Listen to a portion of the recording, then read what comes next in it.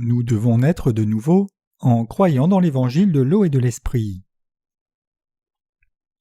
Jean 3, versets 1 à 5.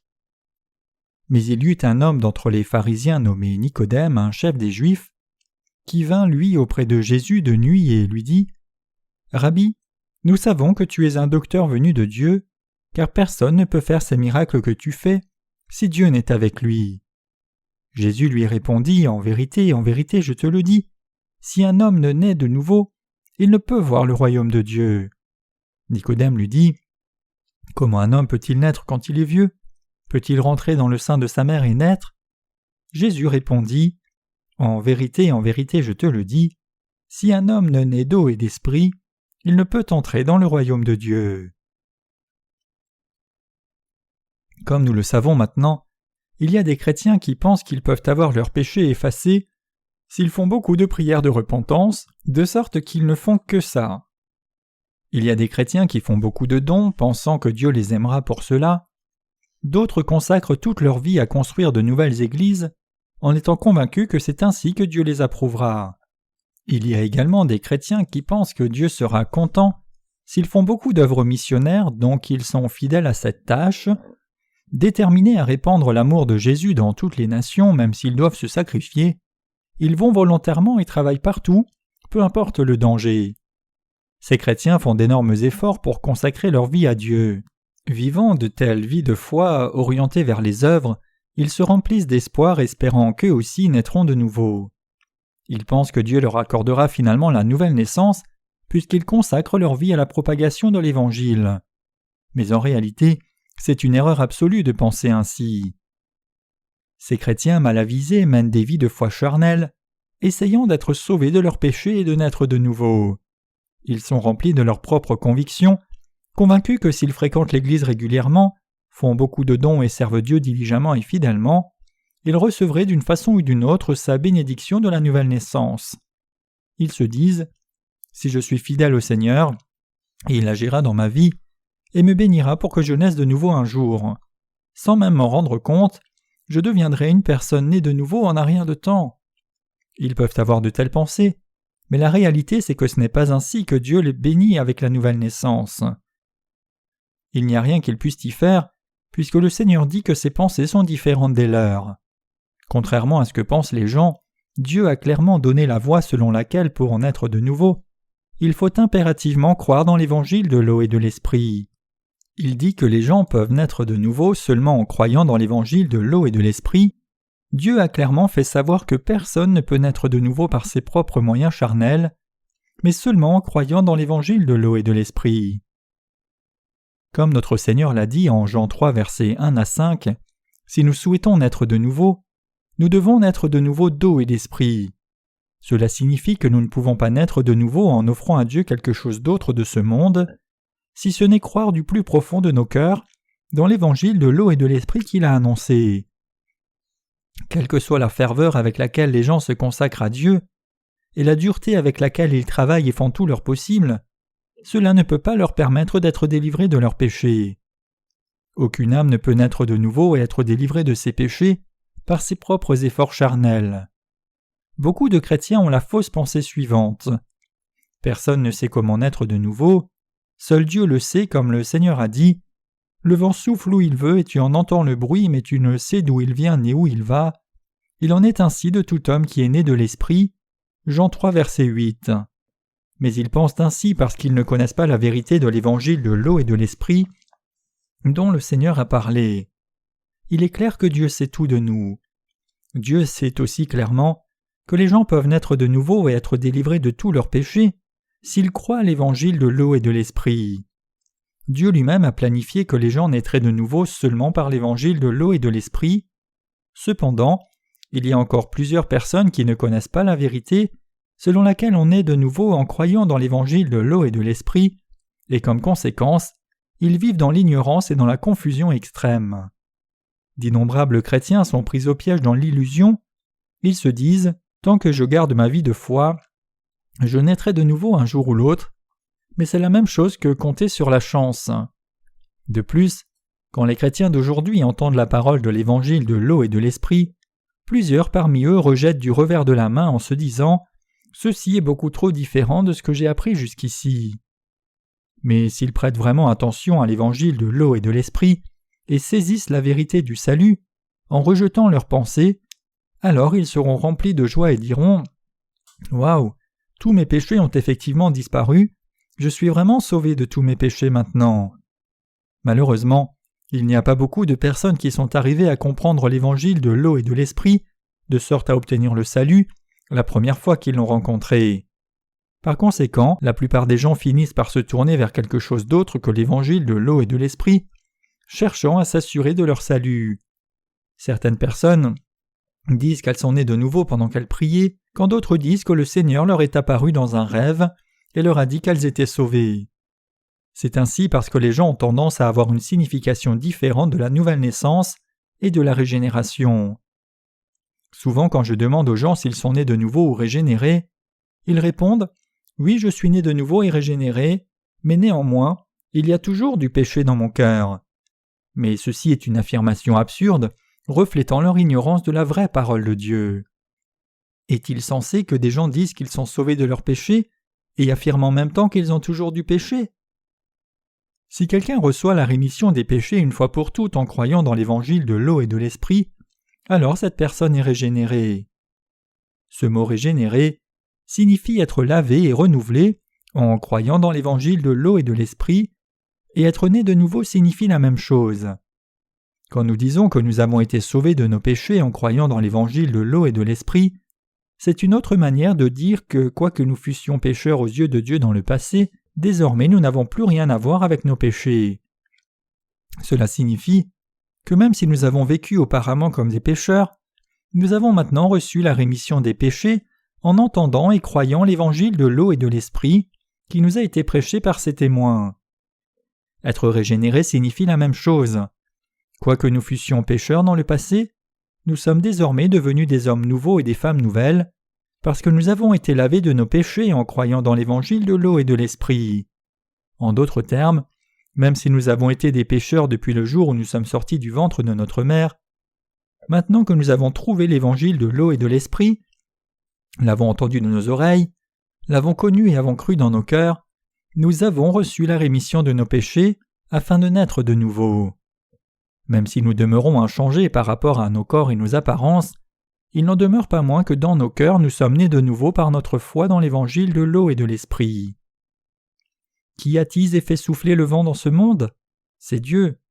Qui contrôle les courants dans l'atmosphère, forme le système météorologique, change le courant d'air, qui a le pouvoir sur les marées, qui vivifie les choses et qui remplit cette planète Terre de vie? Ce n'est personne d'autre que Jésus-Christ notre Dieu. C'est pourquoi nous devons naître de nouveau, en entendant l'évangile de l'eau et de l'esprit avec nos oreilles et en y croyant de nos cœurs. Pour que cela se réalise, nous devons croire de tout cœur dans la vérité du salut qui a été rendue possible par l'évangile de l'eau et de l'esprit. La vérité que Dieu a donnée pour nous sauver de tous nos péchés n'est rien d'autre que l'évangile de l'eau et de l'esprit. C'est une croyance fallacieuse de dire que vous avez reçu le Saint-Esprit juste par la prière, même si vos péchés demeurent intacts dans votre cœur. Le Saint-Esprit, c'est l'Esprit sacré de Dieu, et donc il ne vient que dans le cœur de ceux qui croient dans l'évangile de l'eau et de l'Esprit. Le Saint-Esprit vient dans notre cœur seulement si nous croyons que Jésus-Christ accepta tous nos péchés une fois pour toutes, lorsqu'il fut baptisé par Jean-Baptiste, et qu'il endossa la condamnation de tous nos péchés, lorsqu'il abandonna son corps pour être crucifié et versa son sang de vie. C'est lorsque nos cœurs sont lavés de tous nos péchés en croyant dans cette vérité que le Saint-Esprit peut entrer dans nos cœurs en tant que croyants. C'est l'évangile de l'eau et de l'esprit qui nous rend sans péché, et c'est seulement quand nous sommes vraiment sauvés par notre foi dans cet évangile que nous recevons le don de l'Esprit de Dieu dans nos cœurs. Le Saint-Esprit, c'est l'Esprit de vérité qui ne demeure que dans le cœur de ceux qui ont été lavés de leurs péchés. Genèse 1, verset 2 dit « La terre était informée vide, il y avait des ténèbres à la surface de l'abîme, et l'Esprit de Dieu se mouvait au-dessus des eaux. » Le fait que l'Esprit de Dieu se meuve au-dessus des eaux signifie que le Saint-Esprit ne pouvait pas venir dans nos cœurs lorsque nous étions des pécheurs parce que nos cœurs étaient informes et remplis de l'obscurité de nos péchés qui nous avaient souillés. Mais lorsque nous avons rencontré et cru la parole de l'évangile de l'eau et de l'esprit, le Saint-Esprit a pu venir dans nos cœurs et demeurer en nous, de même que la lumière est venue à l'existence lorsque Dieu l'a ordonnée. Comment les gens peuvent-ils être délivrés de leurs péchés ? La réponse à cette question se trouve dans ce que notre Seigneur dit à Nicodème. Si un homme ne naît d'eau et d'esprit, il ne peut entrer dans le royaume de Dieu. Jean 3, verset 5. Perplexe, Nicodème demanda à Jésus « Comment un homme peut-il naître quand il est vieux? Peut-il rentrer dans le sein de sa mère et naître ?» Jean 3, verset 4. Nicodème a compris la parole de Jésus au sens littéral, pensant que le fait de naître de nouveau signifiait que l'on devait rentrer dans le sein de sa mère une seconde fois pour naître encore. Donc il ne pouvait pas comprendre ce que Jésus disait. Il aurait bien évidemment été impossible à la mère de Nicodème de l'accoucher de nouveau, alors qu'il était beaucoup plus grand qu'elle. Donc le Seigneur le reprit en disant « Tu es le docteur d'Israël et tu ne sais pas ces choses ?» Jean 3, verset 10. Il y a en réalité plusieurs docteurs de théologie dans ce monde qui essayent de conduire les autres même quand eux-mêmes sont ignorants de la vérité de l'eau et de l'esprit. Ils sont comme Nicodème, et il y a plusieurs personnes de ce genre qui existent même aujourd'hui.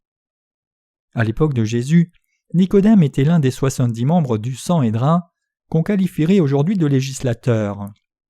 Religieusement parlant, c'était un pharisien. En termes laïques, Nicodème était un membre du Sanhédrin, et en termes religieux, il était aussi un dirigeant juif. Nicodème était donc un homme instruit, vertueux et d'honneur. Cependant, il ne connaissait pas la vérité de la nouvelle naissance d'eau et d'esprit. Quoiqu'il fût un érudit qui enseignait le peuple d'Israël en toutes choses, il ne savait lui-même pas comment naître de nouveau d'eau et d'esprit. Ce genre de personnes existe dans la communauté chrétienne d'aujourd'hui. Même de nos jours, nous voyons plusieurs personnes jouant le rôle de dirigeants du christianisme, même s'ils ne connaissent pas l'évangile de l'eau et de l'esprit. Certains parmi eux sont de célèbres revivalistes, d'autres sont des pasteurs et d'autres encore tiennent diverses organisations missionnaires. Hier, je suis passé par une librairie chrétienne comme j'avais un peu de temps libre. J'ai parcouru les nombreux livres qui se trouvaient dans cette librairie, sans trouver de livre sur l'évangile de l'eau et de l'esprit.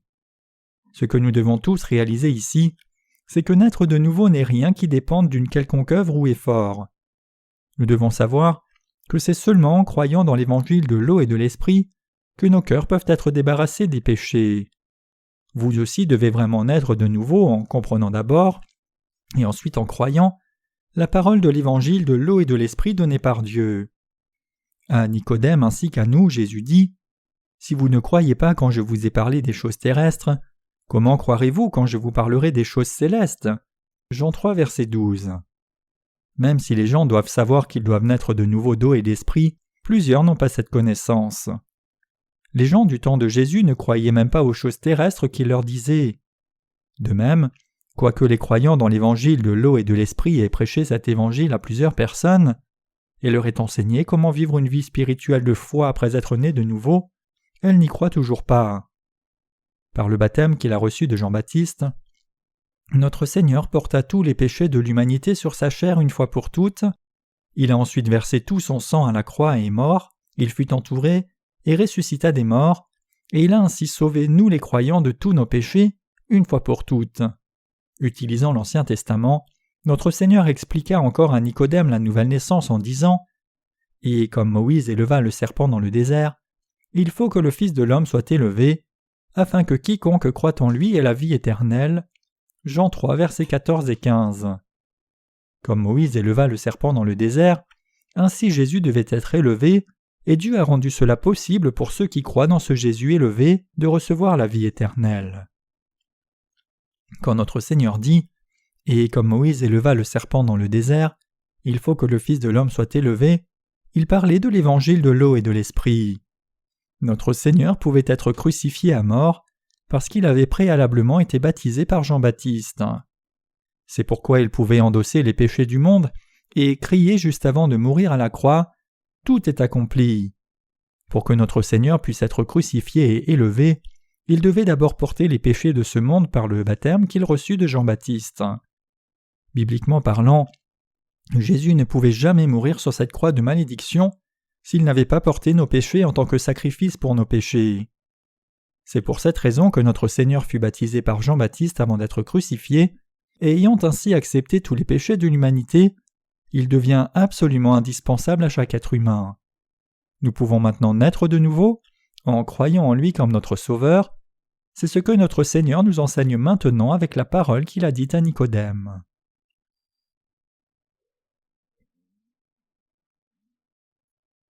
La parole bénie de Dieu. La parole que Jésus dit à Nicodème a également une grande bénédiction pour nous tous aujourd'hui. Comme Nicodème avait une grande connaissance de l'Ancien Testament, Jésus lui dit « Et comme Moïse éleva le serpent dans le désert, il faut que le Fils de l'homme soit élevé afin que quiconque croit en lui ait la vie éternelle. » Jean 3, versets 14 et 15. Avec cette parole bénie, le Seigneur fait savoir à Nicodème qu'il porterait les péchés du monde, en se faisant baptiser par Jean-Baptiste, serait crucifié à mort et deviendrait ainsi le Sauveur. Après avoir quitté le pays d'Égypte, le peuple d'Israël fit face à de nombreuses difficultés pendant qu'ils erraient dans le désert, et ils blâmaient Moïse et le Seigneur Dieu pour leurs ennuis. Alors Dieu envoya contre eux des serpents brûlants à cause de leur insolence, pour les mordre et les tuer. Ceux qui étaient mordus par les serpents brûlés enflaient, bavaient et mouraient dans une douleur atroce.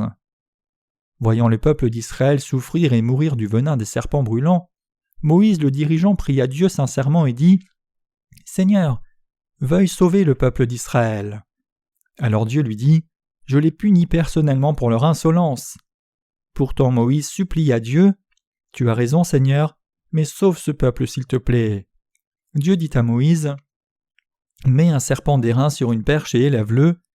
Dis au peuple que toute personne qui regarde à ce serpent d'airain sera sauvée. » Moïse relaya cette instruction au peuple d'Israël, et quiconque obéissait et regardait au serpent d'airain sur la perche était effectivement guéri du poison et sauvé. Ainsi, de même que le serpent d'airain était élevé, ainsi notre Seigneur en a été de même. Après avoir été baptisé, il a été élevé à la croix, et il a endossé la malédiction de tous nos péchés à notre place. Mordus par le venin du péché, nous étions tous inexorablement destinés à la mort et la malédiction, mais pour sauver de telles personnes que nous, le Seigneur fut crucifié à mort. Et de même que les gens regardaient au serpent d'airain cloué sur une croix dans l'Ancien Testament et étaient sauvés, ainsi Dieu a donné la bénédiction de la nouvelle naissance à ceux qui croient dans l'œuvre de justice de Dieu accomplie par Jésus quand il s'est fait baptiser par Jean-Baptiste au Jourdain et qu'il a été crucifié pour devenir notre Sauveur. Dieu le Père fit porter toutes les malédictions des péchés du monde à notre Seigneur et il lui fit également verser son sang à mort. En étant baptisé par Jean-Baptiste, mourant à la croix et ressuscitant des morts, Jésus a donné plus que suffisamment de grâce pour que chaque pécheur soit sauvé de la condamnation des péchés. Le Seigneur dit à Nicodème que personne n'est monté au ciel, sinon celui qui est descendu du ciel, le Fils de l'homme. Avec l'évangile de l'eau et de l'esprit, notre Seigneur a ouvert la voie pour que nous recevions la rémission des péchés et la vie éternelle. Jésus dit « Je suis le chemin, la vérité et la vie. Nul ne vient au Père s'il ne passe par moi. » Jean 14, verset 6. En portant tous les péchés de l'humanité et en étant crucifié, notre Seigneur a ouvert les portes des cieux pour la première fois, de sorte que tous ceux qui croient en Jésus-Christ comme leur Sauveur puissent entrer dans le royaume des cieux par cette foi. Le Seigneur nous a parfaitement sauvés de tous nos péchés une fois pour toutes par l'évangile de l'eau et de l'esprit. Jésus dit « Et comme Moïse éleva le serpent dans le désert, il faut que le Fils de l'homme soit élevé. » Jean chapitre 3 verset 14. Pour quelle raison notre Seigneur devait-il être crucifié?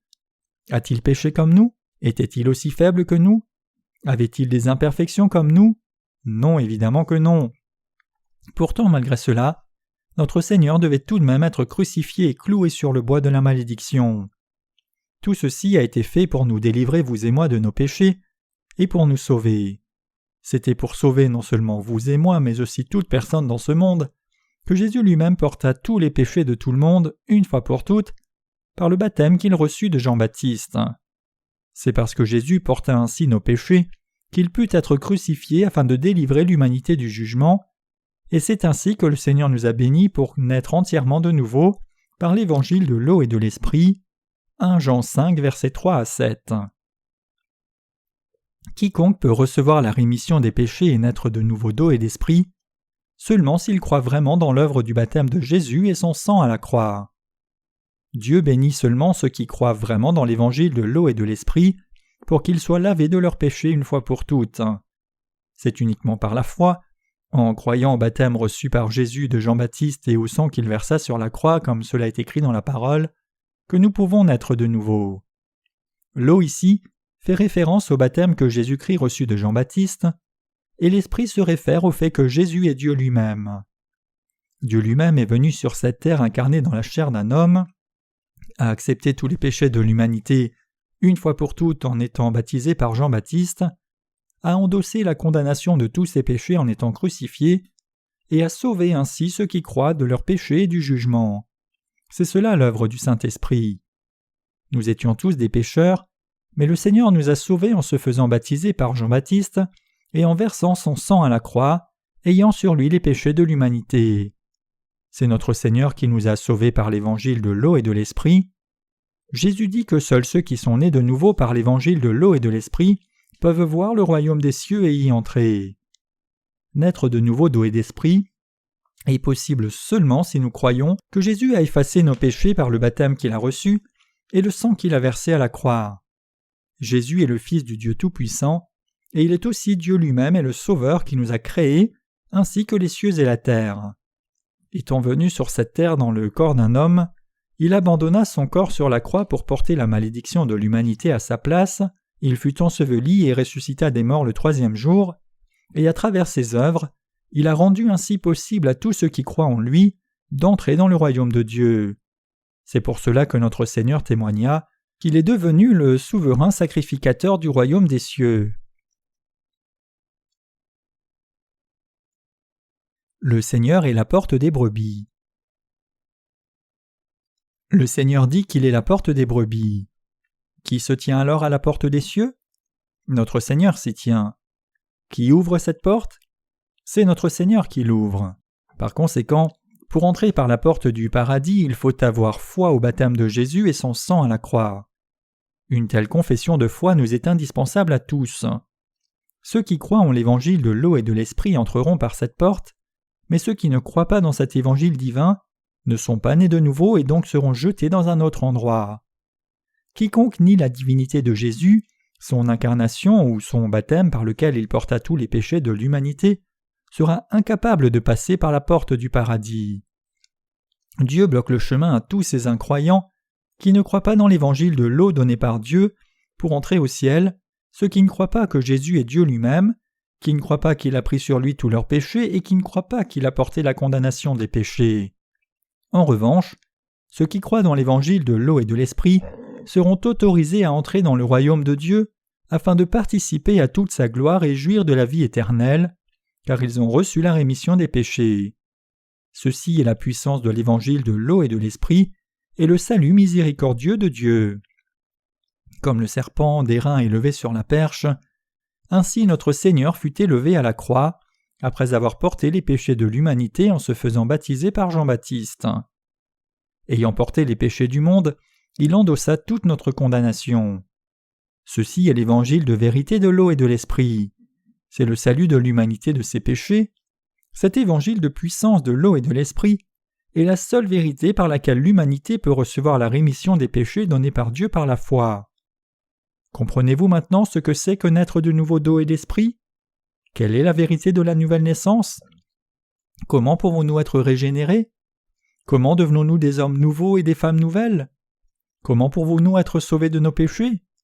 Comment passons-nous de notre état de pécheur et souillé à l'état de sans péché? Comment pouvons-nous passer de pécheur à juste? La vérité de toutes ces choses est rendue possible par la foi dans l'évangile du baptême de Jésus et son sang à la croix.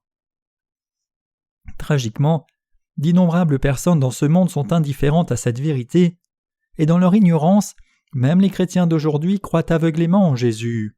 Rien ne peut être plus lamentable que cela. Ça me brise le cœur de voir tant de chrétiens essayer avec tant d'efforts de trouver la délivrance du péché mais en vain, et ils finissent par devenir des hypocrites. De même que Nicodème dans le passage des Écritures d'aujourd'hui ne savait pas comment naître de nouveau d'eau et d'esprit, ainsi les théologiens de cet âge, les ministres et les chrétiens, ne savent pas comment naître de nouveau d'eau et d'esprit. Nicodème était un homme doté d'une grande connaissance et d'honneur. Malgré cela, il ne pouvait pas du tout comprendre la parole de Jésus, et comme lui, d'innombrables ministres chrétiens aujourd'hui sont aussi incapables de comprendre correctement la parole. Quoiqu'en termes charnels ces soi-disant dirigeants du christianisme puissent avoir des positions et titres impressionnants, toujours est-il qu'ils demeurent spirituellement aveugles. La majeure partie du chapitre 3 de Jean concerne la conversation de Jésus avec Nicodème, allant du verset 1 au verset 21. Jésus parlait ainsi afin d'ouvrir les yeux à un aveugle spirituel. La lumière éclaira l'esprit de Nicodème et il réalisa « Ah, je savais que Jésus n'était pas un homme ordinaire, mais maintenant je sais avec certitude qu'il est le Fils de Dieu et le Sauveur de l'humanité. Je sais que c'est le Messie qui vint me sauver en portant mes péchés et en étant condamné à ma place. Je le sais maintenant. » À l'issue de cette conversation, les yeux spirituels de Nicodème s'ouvrirent et il reçut la vraie foi. C'est pourquoi lorsque Jésus mourut à la croix, Nicodème se chargea volontairement de ses funérailles, même s'il était membre du Sanhédrin. Il apporta un mélange de myrrhe et d'aloès pour préparer le corps de Jésus pour l'enterrement. Parce que Nicodème était sauvé de ses péchés, quand il entendit et crut la parole de Jésus, il était maintenant né de nouveau d'eau et d'esprit et se tenait à l'entrée du royaume des cieux. Mes chers croyants, nous sommes nés de nouveau pour parvenir à notre salut seulement quand nous croyons dans la vérité du baptême que Jésus reçut de Jean-Baptiste et du sang qu'il versa à la croix, ayant sur lui tous les péchés du monde. C'est par notre foi au baptême de Jésus et son sang à la croix que nous sommes vraiment nés de nouveau. Pour nous qui croyons en son baptême et son sang, Jésus nous a rendus capables de naître de nouveau, comme il l'a fait pour tous ceux dans ce monde qui croient dans cette même vérité exacte. Par quoi naissons-nous de nouveau ? C'est par notre foi au baptême que Jésus reçut et au sang qu'il versa sur la croix. Lorsque Jésus fut baptisé par Jean-Baptiste, tous nos péchés lui ont été transférés. Jésus est Dieu lui-même et le Créateur, et il nous a bénis pour que nous naissions de nouveau en croyant dans l'évangile de l'eau et de l'esprit. Jésus est Dieu. Jésus est Dieu lui-même pour tous les êtres humains. Il est écrit en Jean 1, versets 1 à 3. « Au commencement était la parole, et la parole était avec Dieu, et la parole était Dieu. Elle était au commencement avec Dieu. Toutes choses ont été faites par elle, et rien de ce qui a été fait n'a été fait sans elle. Qui est cette parole ? Il s'agit de Jésus qui nous a sauvés de tous nos péchés par son baptême et son sang. Il s'agit de Jésus qui vint sur cette terre dans le corps d'un homme, reçut le baptême, mourut sur la croix, ressuscita des morts et par ce salut nous permit de naître de nouveau par la foi.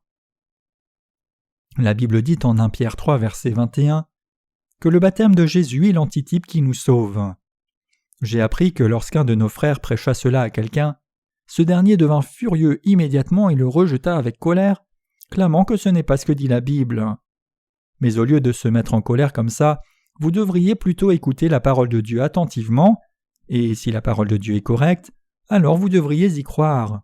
C'est la chose la plus sage à faire. Si vous entendez la vérité prêchée par les justes qui sont nés de nouveau en croyant dans l'évangile de l'eau et de l'esprit, vous commencerez à comprendre ce que dit la Bible. Où donc pouvez-vous entendre cet évangile de vérité de l'eau et de l'esprit ? C'est seulement dans l'Église de Dieu que vous pouvez entendre cette vérité. Bien que nous étions des pécheurs, Jésus nous a sauvés de tous nos péchés en étant baptisé par Jean-Baptiste et en versant son sang. Et quiconque enseigne cette vérité est sans aucun doute un précieux serviteur de Dieu. La Bible dit que Jésus fut élevé sur la croix afin que quiconque croit en lui ne périsse point, mais qu'il ait la vie éternelle. Jean 3, verset 15. Qu'en est-il de vous alors ? Avez-vous vraiment reçu la rémission des péchés et la vie éternelle en croyant dans l'évangile de l'eau et de l'esprit ? Êtes-vous vraiment né de nouveau en croyant dans la justice du Seigneur ? Peu importe qui vous êtes, pourvu que vous croyiez que le Seigneur a sauvé les pécheurs comme vous par l'eau et l'esprit, vous recevrez la rémission des péchés et naîtrez de nouveau. En effet, c'est à votre propre perte si vous ne croyez pas au salut, qui vint par le baptême de Jésus et son sang à la croix. Vous ne verrez pas l'œuvre puissante de l'Évangile exploser comme une dynamite dans votre vie. C'est seulement quand nous croyons dans la parole de Dieu, qui est venue par l'Évangile de l'eau et de l'esprit pour la rémission des péchés, que nous pouvons jouir de toutes ces bénédictions. de la venue du Seigneur sur cette terre jusqu'à sa résurrection, en passant par son baptême et sa mort à la croix, toutes ces choses étaient l'œuvre de salut que Jésus fit sur cette terre. L'indéniable vérité, c'est que si nous croyons en Jésus qui vint à nous par l'eau et l'Esprit, nous naîtrons effectivement de nouveau pour parvenir à notre salut et vivre pour toujours. C'est ce que notre Seigneur voulait dire par les choses célestes lorsqu'il dit à Nicodème « Si vous ne croyez pas quand je vous ai parlé des choses terrestres, comment croirez-vous quand je vous parlerai des choses célestes » Jean 3, verset 12. L'évangile par lequel Jésus nous a sauvés des péchés du monde, c'est l'évangile de l'eau et de l'Esprit. Dieu nous sauva, vous et moi, des péchés du monde, et nous délivra de Satan par l'eau et l'Esprit, et c'est toute l'œuvre de salut de Jésus. C'est la grâce de Dieu qui nous a permis d'être sauvés, seulement si nous croyons dans l'évangile de l'eau et du sang accompli par notre Seigneur. Donc il y a 2 types de grâce que Jésus a données à l'humanité. L'une est la grâce universelle, et l'autre est la grâce particulière. La grâce universelle du Seigneur se réfère à la grâce de Dieu présente dans la générosité de la nature, du soleil à l'air et toutes les autres choses qui soutiennent nos vies sur cette terre. C'est la grâce que Dieu a accordée à tous de façon égale, aux justes ainsi qu'aux pécheurs. En revanche, la grâce particulière de Dieu, c'est le fait que Jésus ait effacé tous nos péchés en venant sur cette terre dans le corps d'un homme, qu'il ait reçu le baptême de Jean-Baptiste en étant crucifié avec les péchés du monde. C'est en croyant dans cette grâce particulière, le salut qui est venu par l'eau et l'Esprit, que nous naissons de nouveau et sommes sauvés. Alléluia, gloire au Seigneur.